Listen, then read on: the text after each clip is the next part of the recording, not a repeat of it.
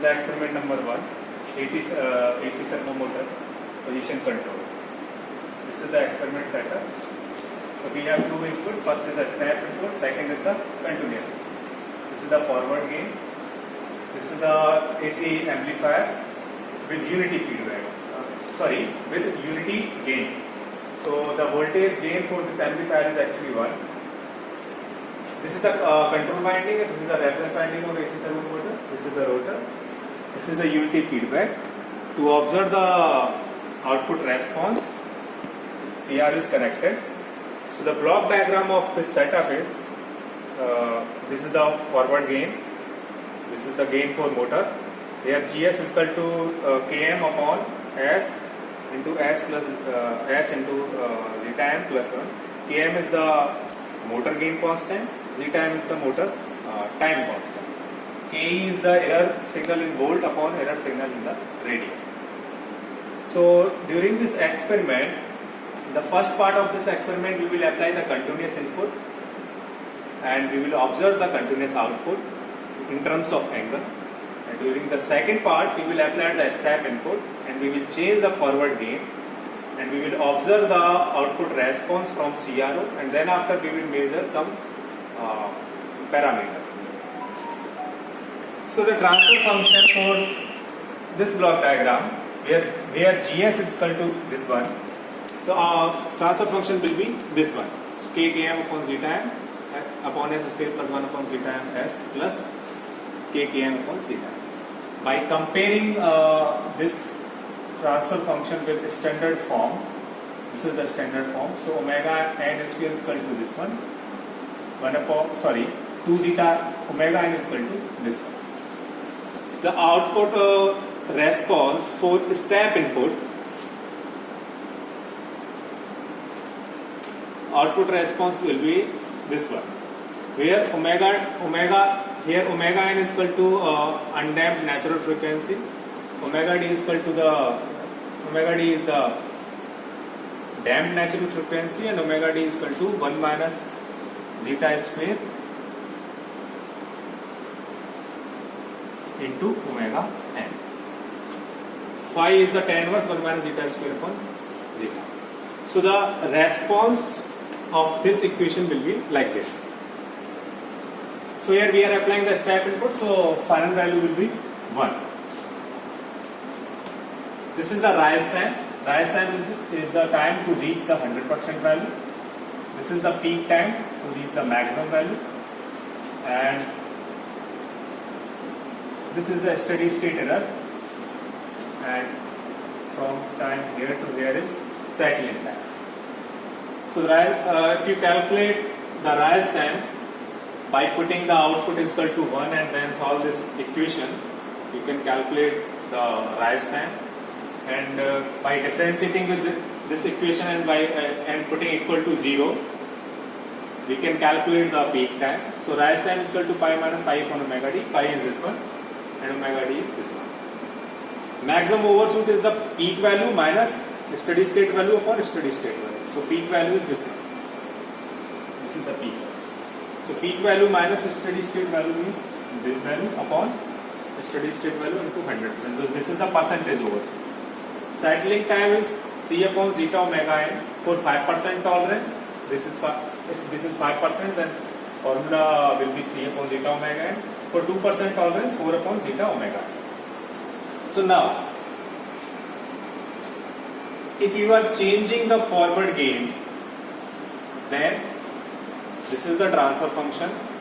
By comparing this equation, this one with this one, and this omega n square to this one, zeta will be 1 upon 2 Km zeta m. Motor time constant. If you are increasing the forward gain, in that case, damping ratio will decrease, rise time will decrease, peak time will decrease, and overshoot will decrease. Okay, so this is the experiment setup of AC position control. So here there are two inputs. First is the step input, second is the continuous input. This is the forward gain, and AC amplifier is there as a driver, and the controlled input is provided to the motor unit for control winding, here reference winding, and output we can observe by using CRO. This is the motor unit. This is the output response in terms of angle position. Okay. By using this port, we can measure the input voltage. Whenever you are applying the continuous input, from here we can observe the step input voltage. From here we can measure the output voltage.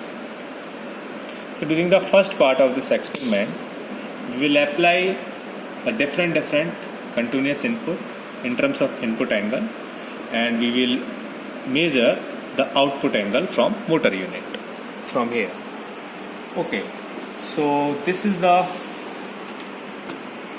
table. So here we will start, we can start from 10, we can start from 30, whatever you want, and step size we can consider at 30 degree, or here they are considering step size is 30 degree, and initial reading at 20, then step size is 30, means next reading for 50 degree, then 80, then 110.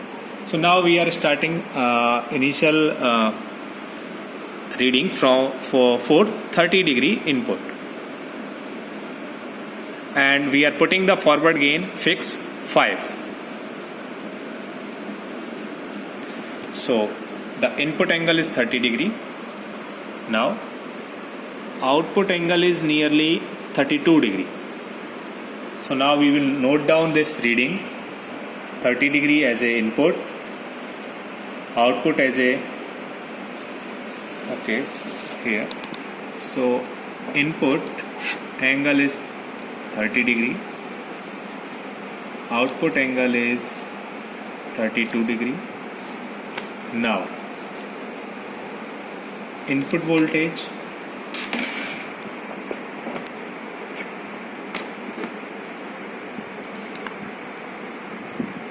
six point, sorry, 0.68.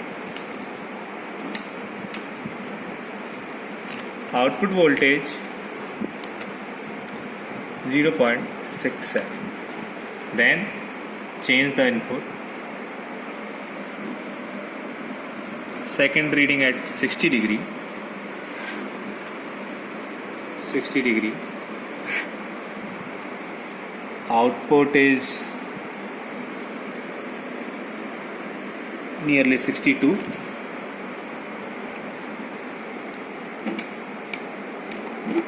Input voltage 1.34. Output voltage 1.36. So similarly we will repeat these steps. Next step will be for 90 degree, then 120, like this. After taking these reading, we will calculate the difference between the present reading and previous reading for input angle. Similarly for output angle, present reading minus previous reading. Suppose here 85 minus 20 is equal to 65. Similarly here 80 minus 20 is equal to 60. So similarly present reading minus previous reading in the sense of first reading.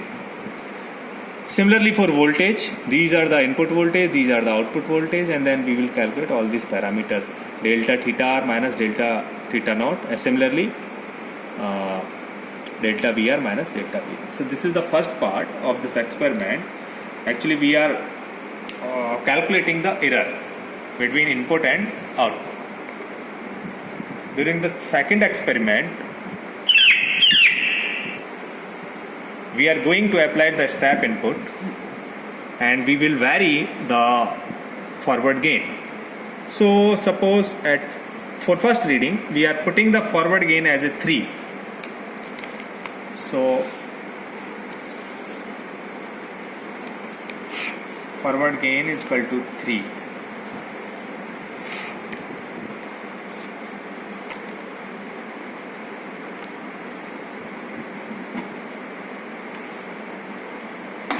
Now minimize the continuous input.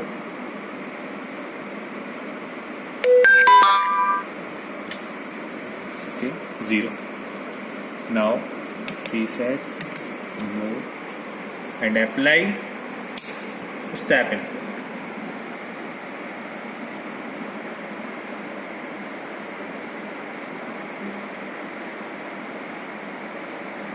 So this is the time response for step input. Here channel 1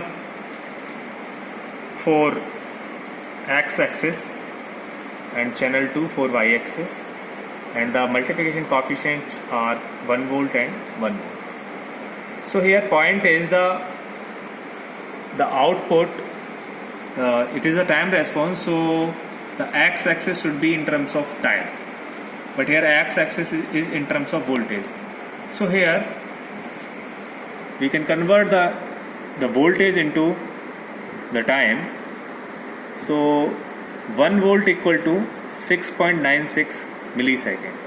So for this case, suppose rise time is from here to output is here. So this it is nearly 1.5 volt. Now convert this in terms of time. So 1.5 into 6.96 milliseconds. So this is the rise time. Similarly, peak is occurring at this point, and time for this one is 2, nearly 2.2. So peak time is 2.2 multiplied by 6.96. So by observing the output response, we will calculate the rise time, the peak time, then percentage overshoot. To calculate the percentage overshoot, first we have to measure the peak value. So peak value is this one. So 1, 2, 3, 4, nearly 4.6. So peak value is 4.6. Steady state value is this one. So 1, 2, 3, nearly 3.3. Sorry, it is nearly 3.4 volt. Second. Then after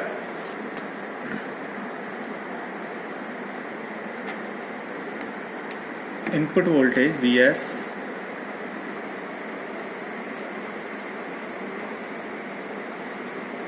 (3.95 volt), output voltage 4.11 volt. Okay, then after, by calculating the rise time and peak time, we will calculate the damping ratio and percentage overshoot we can calculate directly. So after calculating the percentage overshoot, we will use this formula, and by using this formula we can calculate the damping ratio. After calculating the damping ratio, peak time and rise time we have already calculated. We will put the value of peak time and damping ratio. We will be able to calculate undamped natural frequency omega n. After calculating omega n, we can calculate the damped natural frequency omega d also, because we know omega d is equal to 1 minus zeta, 1 minus damping ratio by square into omega n. So we can calculate all these parameters. This one. After that, now change the forward gain. We are considering here, initial reading for forward gain was 3, now it is 5. Okay.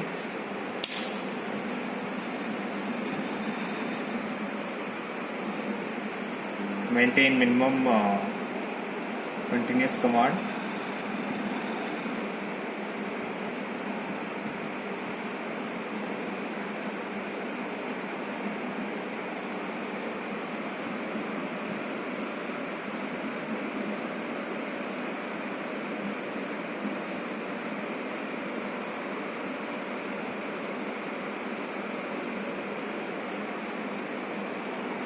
Okay, now reset, no, and apply the step input.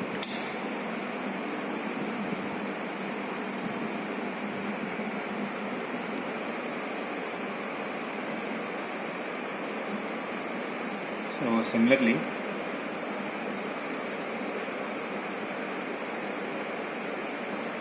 okay, so now again calculate the rise time and peak time. So in this case peak time is 1, 2, 3, 4, nearly 4.8. so this peak time is in terms of volt.